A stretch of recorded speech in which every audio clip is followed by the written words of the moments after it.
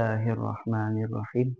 Assalamualaikum warahmatullahi wabarakatuh. Hamdan wa syukran lillah. Wassalatu wassalamu ala rasulillah Sayyidina Muhammadin wa ala alihi wa sahbihi ajma'in, amma ba'du. Pertama-tama, puji dan syukur mari kita panjatkan kehadirat Allah Subhanahu wa Ta'ala, yang mana dengan berkat dan rahmatnya saya bisa tampil di depan para dewan juri dan para penonton sekalian. Pertama-tama, para dewan juri yang saya hormati, beserta para dosen-dosen, beserta para dewan kiai yang ada yang saya hormati. Ada pepatah mengatakan, bila tak kenal, maka kenalan. Oleh karena itu, sebelum saya menyampaikan apa yang ingin saya sampaikan, saya akan memperkenalkan diri saya terlebih dahulu. Perkenalkan, nama saya Abdul Fakih Damanhuri, asal dari Ciamis, dan saya adalah mahasiswa dari Universitas Galuh. Itu tahun kemarin, karena tahun ini saya sudah lulus, alhamdulillah. Setiap kita melakukan kegiatan itu pasti diiringi dengan niat, pasti diiringi dengan maksud. Ketika kita ingin makan, ketika ingin minum, ketika ingin mandi, kita pasti ingin ada hal yang ingin dituju, gitu. Kita mandi supaya badan kita bersih dari najis dan kotoran. Kita makan supaya badan kita bisa sehat. Kita minum supaya tenggorokan kita tidak kering. Ya. Kita istirahat supaya badan kita tetap sehat dan bugar. Oleh karena itu, setiap kegiatan itu pasti ada maksud dan tujuan. Betul apa betul? Oleh karena itu, pada hari ini saya akan membawakan tema yang berjudul setiap amal perbuatan pasti diiringi dengan niat. Berdirinya saya di sini karena tidak ada kursi. Di sini saya akan membawakan tema yang berjudul setiap amal perbuatan pasti ada niat. Ini berdasarkan dari hadis Arba'in nomor pertama yang bunyinya, innamal a'malu binniyat wa innamal likulli imri'in ma nawa. Faman kana hijratuhu ilallahi wa rasulihi fa hijratuhu ilallahi wa rasulihi. Wa man kanat hijratuhu lidunya yusibuha aw imra'atin yankihuha fa hijratuhu ila ma hajara ilaihi. Hadis riwayat Bukhari dan Muslim. Dari hadis ini menjelaskan bahwa setiap amal perbuatan, mau itu amal baik, ya, apalagi amal buruk, ketika diperbuat itu akan mempunyai maksud dan tujuan tertentu. Kita melakukan hal yang baik belum tentu niat kita bagus. Betul apa betul? Kita niat datang ke pengajian. Datang ke pengajian bertemu ayang, bukannya ingin pengajian, malah ingin pacaran.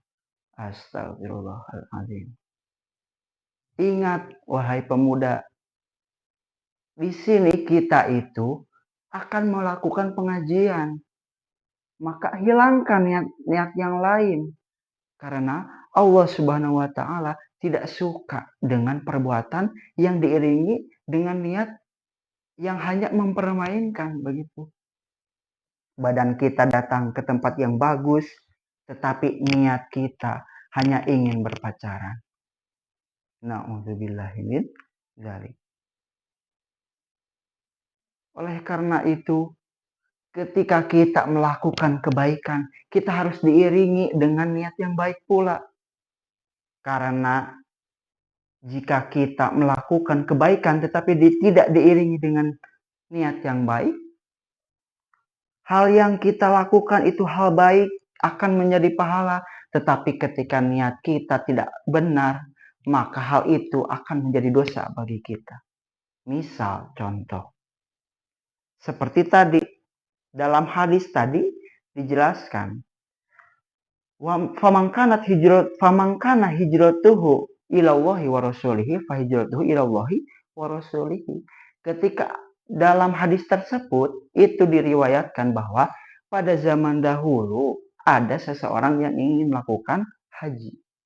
Tetapi Rasulullah mengetahui niat dari lelaki tersebut, yang mana lelaki tersebut itu hanya menginginkan perempuan yang ingin dinikahinya supaya bisa bersama. Itu asal muasal dari hadis ini karena itu. Ada satu orang lelaki yang mana lelaki ini sedang melakukan haji. Tetapi niatnya dari awal dia hanya ingin mendekati perempuan yang mana perempuan ini ingin dia nikahi. Di sini dijelaskan, wa mangkanat hijratuhu lidunya yusibuha aw imra'atin yankihuha. Di sini dijelaskan bahwa pemuda tersebut berhasil menikahi lelaki tersebut, tetapi haji yang dia lakukan itu tidak sah. Karena apa? Niatnya sudah tidak baik, meskipun dilakukan itu hanya akan menjadi hal yang mubah. Simpelnya, ketika melakukan semua hal, kita diiringi dengan niat yang baik, itu akan menjadi sangat bagus. Kenapa? Karena apabila hal yang mubah itu seperti makan tidak wajib.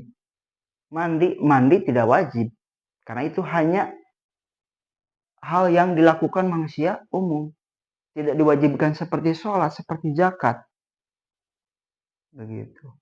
Tetapi ketika hal-hal yang kecil ini, hal yang mubah ini, kita dilakukan dengan niat yang baik dari awal, menggunakan doa boleh. Allahumma ij'al hadzal amalu hasilatan li hasilil maqsidi. Kemudian sebutkan niat kamu melakukan itu tuh untuk apa? Makan untuk menambah energi pada badan. Mandi untuk menyegarkan badan. Maka ketika melakukan semua hal tersebut, ketika diiringi dengan niat yang baik, itu akan menjadi hal yang sangat besar. Satu pahala amal yang baik dilakukan dengan niat yang baik akan menjadi 2 pahala yang baik. Itu saja mungkin yang bisa saya sampaikan. Mohon maaf bila ada kesalahan. Wallahul muwaffiq ila aqwamit thoriq. Wassalamualaikum warahmatullahi wabarakatuh.